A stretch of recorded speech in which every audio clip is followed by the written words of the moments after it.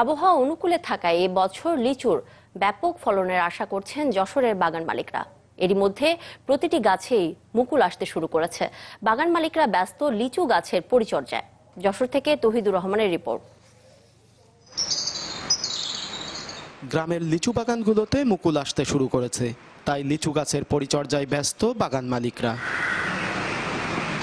যশোর সদরের মধুগ্রাম, বাঘারপাড়ার দরাজহাটি ইউনিয়নে বিভিন্ন স্থানে লিচু গাছে এখন মুকুলের সমারোহ। সামনে বড় প্রাকৃতিক দুর্যোগ না হলে রেকর্ড পরিমাণ লিচু উৎপাদনের আশা কৃষকের।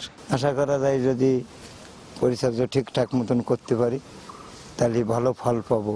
ফল আসলে তখন আমরা ট্রিটমেন্ট করবো, 1-1.5 লাখ টাকা বিক্রি হবে। লিচুর ফলন বাড়াতে মৌমাছির চাষও শুরু করেছেন কৃষকরা।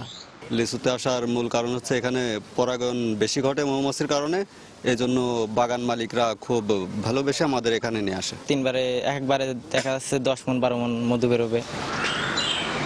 কৃষি বিভাগ বলছে লিচুর ফলন বাড়াতে নানা পরামর্শ দিচ্ছেন।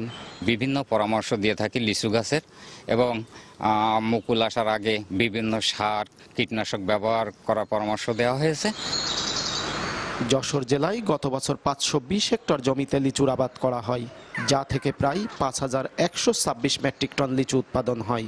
এবছর লিচুর আবাদ বাড়বে বলে আশা প্রকাশ করেছেন চাষিরা। তৌহিদুর রহমান, চ্যানেল 24, যশোর।